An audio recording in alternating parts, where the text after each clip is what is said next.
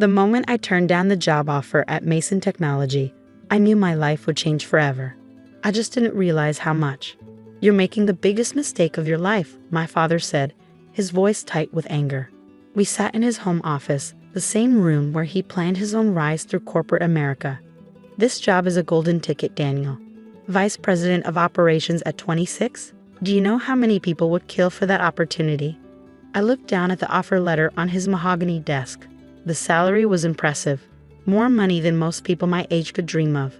The benefits were spectacular, the prestige was undeniable, and I wanted none of it. "I can't take it, Dad," I said quietly. "I have my own project, my own ideas." "Ideas?" He laughed, but there was no humor in it. "Your little app startup?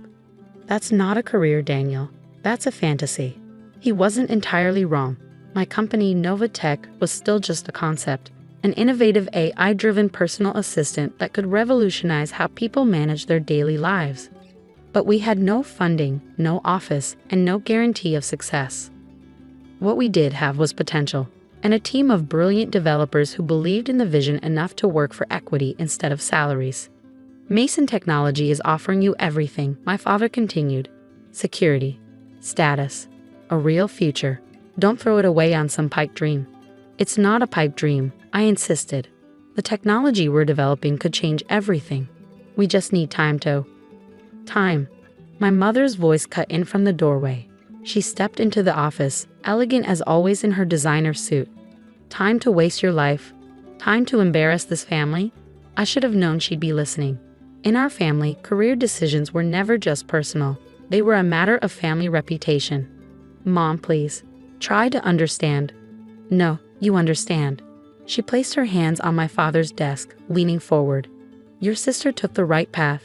Look at her now, senior analyst at Goldman Sachs, making partner next year. Your brother runs M&A at JP Morgan. And you want to throw away a VP position to play with computers." I thought of my siblings, both married to their jobs, both living the lives our parents had mapped out for them. Both miserable, though they'd never admit it. "I'm not throwing anything away," I said. "I'm choosing my own path." "Then you can fund it yourself," my father declared. "If you turn down this job, don't expect any support from us. No more trust fund. No more allowance. No more safety net." I'd expected this, but it still felt like a punch to the gut. My trust fund had been my backup plan, the cushion that would let me pursue my dreams without fear of complete failure. "You can't be serious," I said, even though I knew he was. Dead serious. He pulled out a document I recognized, my trust fund agreement. "Your mother and I have already spoken to the lawyers. The terms are clear. If you don't accept a suitable position in your field by the end of this month, the fund reverts to us." $3 million. Gone with a signature. My mother touched my shoulder, her voice softening. "Darling, we're doing this for your own good. Take the job at Mason. Join the real world. In a few years, you'll thank us." I stood up slowly, my decision crystallizing. "No," I said. "I won't." "Then get out." My father's voice was ice. "Don't come back until you've grown up and learned how the world really works." I walked out of that house with nothing but my laptop, my savings account, and an idea that I believed could change the world. Behind me, I heard my mother crying, my father's heavy sigh of disappointment. They thought they were teaching me a lesson about reality. Instead, they were giving me the push I needed to create my own. The next few months were brutal. I moved out of my luxury apartment into a tiny studio in a questionable neighborhood. I sold my BMW and bought a used Honda. I learned to live on ramen and coffee, pouring every spare dollar into Novatech. My team worked out of my apartment, crowded around a folding table I'd bought at Target. We coded for 18 hours a day, subsisting on energy drinks and determination. My family made sure everyone in our social circle knew about my breakdown. My sister Caroline called once, not to offer support but to remind me that Mason Technology's offer was still open. "Just apologize to Dad," she said. "Admit you were wrong. It's not too late to fix this." But I wasn't wrong. Every line of code we wrote, every problem we solved, every small breakthrough convinced me more that Novatech was onto something revolutionary. Our AI wasn't just another digital assistant. It learned, adapted, and anticipated users' needs in ways that existing technology couldn't match.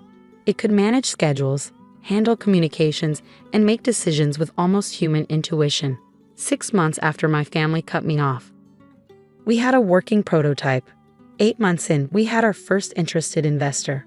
I'll never forget that meeting. Sarah Chen, a young venture capitalist known for spotting the next big thing, sat in my cramped apartment, watching our demo with increasingly wide eyes. "This is incredible," she said finally. "How are you doing this?" "The learning algorithms, the predictive modeling.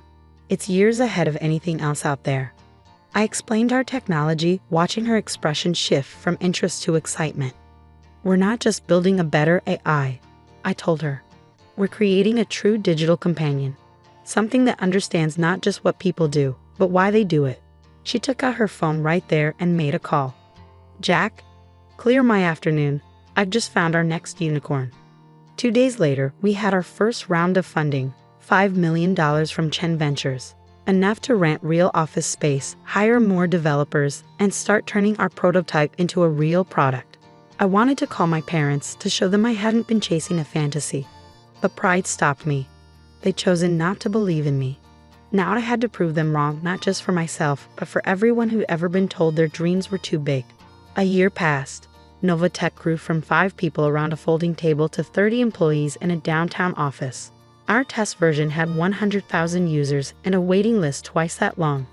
Then came the article in Tech Insider, Novatech, the AI startup that's revolutionizing personal technology. My phone buzzed with a text from Caroline. "Dad saw the article, called it beginner's luck. Says real success means longevity, not just good press." I smiled, thinking of the meetings scheduled for next week, the partnerships we were negotiating, the numbers our accountants were projecting. Dad wanted longevity. He had no idea what was coming. 4 years after my family cut me off, I sat in a sleek conference room on the top floor of Novatech's headquarters, watching my team rehearse our IPO presentation one last time. Current user base exceeds 50 million globally, our CFO reported. Revenue growth is 300% year over year. Conservative market valuation puts us at $12 billion. $12 billion. The number still felt surreal. My phone buzzed, another message from Caroline. She'd been texting nonstop since the IPO announcement hit the news. "Dad's furious you didn't tell us about going public. Says you're being childish. Mom's upset you didn't ask for their advice. Please call them." I set the phone aside. Let them stew for a few more days. They'd find out the full story soon enough. Sarah Chen, who'd become both our lead investor and one of my closest advisors, caught my eye across the table. "Ready for tomorrow?" I nodded. Tomorrow would change everything, not just for Novatech, but for my family's carefully constructed worldview. The press conference starts at 9 a.m. Our PR director reminded everyone. CNBC will broadcast live. Wall Street Journal and Bloomberg already confirmed coverage. I glanced at my watch, the same Timex I bought when I sold my Rolex to fund our first server setup. Let's call it a day. Everyone get some rest. Tomorrow's going to be interesting. Back in my office, I found an email from Mason Technology, the company whose job offer I turned down all those years ago. They wanted to explore partnership opportunities. Too late. We'd already signed an exclusive deal with their biggest competitor. My assistant popped her head in. "Your father called again. Said it's urgent." Of course he did. The whole family was probably panicking, realizing they'd be watching the IPO announcement with the rest of the world instead of from the VIP section. "No calls," I replied. "Not until after tomorrow." That night, I couldn't sleep. I stood at my apartment window, looking out at the city lights, remembering how far we'd come. The first 2 years had been brutal. 18-hour workdays, constant technical challenges, competitors trying to steal our technology. There were nights I almost gave up, almost called my father to apologize, almost took one of the corporate jobs my family kept pushing at me. But every time I wavered, I remembered their dismissal of my dreams, their certainty that they knew best, their attempt to force me into their version of success. That memory became fuel, driving me to push harder, work longer, dream bigger. The next morning, I arrived at Novatech headquarters at 7 a.m. The plaza outside was already filled with reporters, photographers, and financial analysts.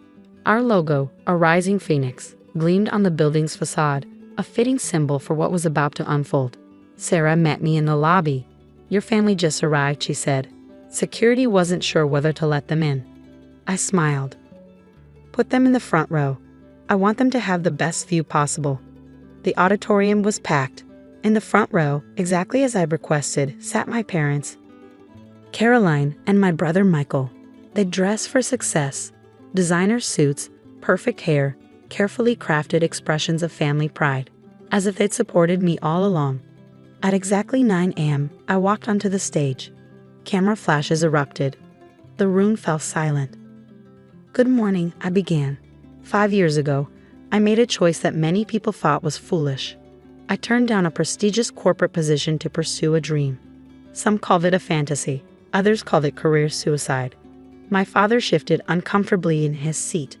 Those people were wrong. Today, Novatech is revolutionizing how humans interact with artificial intelligence. Our technology is used by 50 million people worldwide. Our partnerships include some of the largest tech companies on the planet. I clicked to the first slide, our financial projections. Novatech's initial public offering values the company at $15 billion. The room erupted in murmurs. I saw my mother's hand fly to her throat. Caroline dropped her phone. But this isn't just about money, I continued. It's about vision, about believing in something when no one else does, about creating technology that makes people's lives better. I clicked to the next slide, our corporate giving program.